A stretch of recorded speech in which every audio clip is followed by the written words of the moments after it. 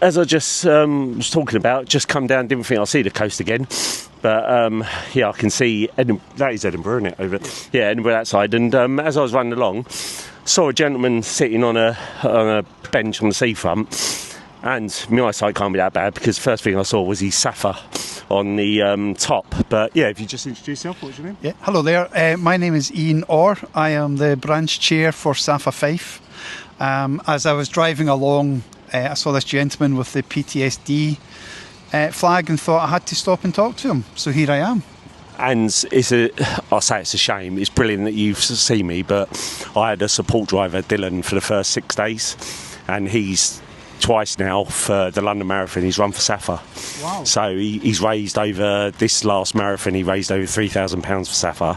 Oh, and actually we both met last year at the London Marathon when I was running in military gear and he was running for SSAFA. But for those, I know you've probably heard me and Dylan talk about SSAFA, but it's a perfect opportunity. So for those that don't even know what SSAFA is, could you explain a little bit more about SSAFA? Yeah, so we're a military charity, have been going around for about 140 years.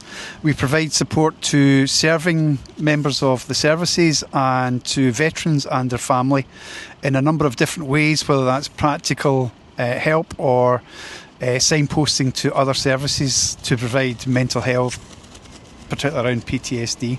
Yeah, and I think the whole reason why I'm doing this is because back then when I was in the forces, obviously SSAFA was about, and hopefully it's changed now.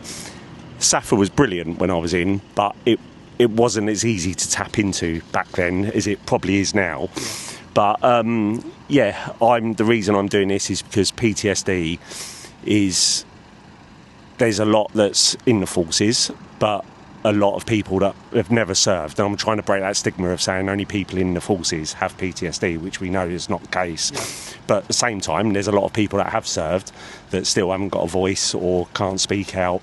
So I presume, I know you touched on it, but you deal with a lot of PTSD from ex-squaddies or family members? Yeah, absolutely. And I also do some voluntary work with NHS Fife around suicide prevention, and we're particularly now looking at veterans and serving members, right, okay. Because it is a big problem.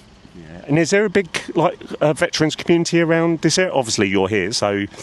Yes, Fife actually has the largest veterans population in Scotland, because Fife is such a great place to live. But also in the south we have Rosyth, so large Navy population there, and the northeast there is Lookers, which was an RAF base and now is mostly Army. Wow. So yeah, a lot of veterans now have served here and decide just to settle here.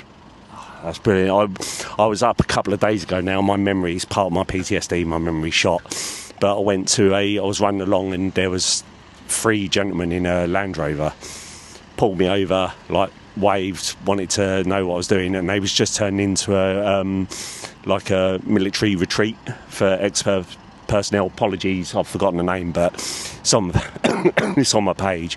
But yeah, it's brilliant to see all the work that goes on behind the scenes of supporting ex-veterans and stuff. Yeah, absolutely. But so your actual role, you say you're the chairman. How many people have you got within your area here? Is it all volunteer for SSAFA? We're all volunteers, yeah. Yeah. So how many volunteers have you got? We've probably got about 8 or 9 at the moment, but looking for more volunteers. If you'd like to volunteer, please get in contact. Yeah, by all means, do a plug. So yeah, absolutely. So they just contact yourself, or is it a number, or a website? The website, the SSAFA website, and we have a SSAFA Fife Facebook page, so you can contact us through that. Excellent. And just out of my curiosity, do you have a good mixture of male and female volunteers, or is it primarily just males? Or no, we've got a good mixture. Our community engagement lead is a lovely lady, Penny.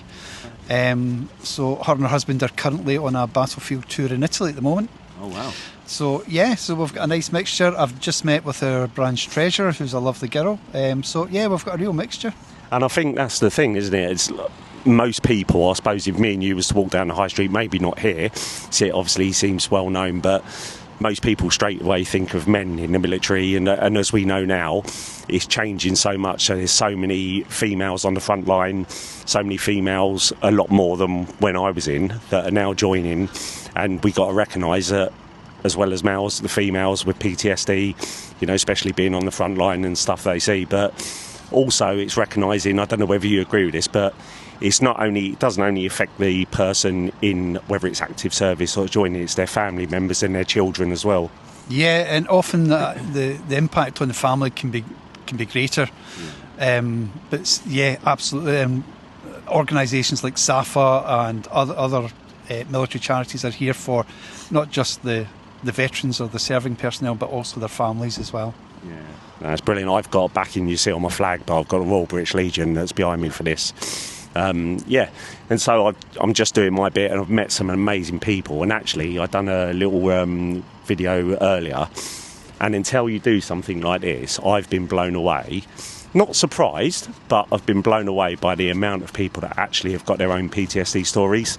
And so we walk past all these people every day, and you don't know. And so many people, yes, I've got the flag and I've got it. So many people have come up to me and shared their personal stories, and it shows you how much we're still missing where people aren't coming forward. And I've met so many ex-military personnel, family members and stuff like that as well. Yeah, absolutely. So another military charity is the Defence Medical Welfare Service. So they not only deal with military and veterans, but the emergency service as well, who have their own issues around PTSD. So yeah, it's a very common thing amongst those serving in various areas.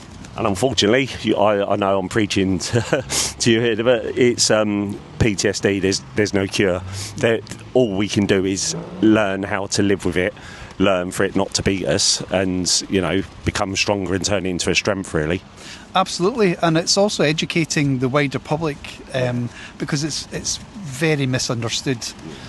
So yeah, there's an education element, just not only for the public but also for the NHS, police, ambulance service. So yeah, big job to do. So just before we finish off, just putting you on the spot a little bit, just so you've got your opportunity, if there's one thing that you wish that as a society we could change around PTSD, or even with the forces like support, what would be your gold standard? If you had a wand and could do anything, what would be it? I suppose the biggest thing would be compassion and understanding. I think it's people need to understand what you guys have gone through and have that understanding as to the issues that you're dealing with. Yeah, I'm glad you said that. So that's my thing. So yeah, that's brilliant. But it's been lovely to speak, and I really appreciate that you was on your way back from me and you stopped and waited for me. So really appreciate it. But thank you for taking the time to chat anyway. Thank you for doing what you do.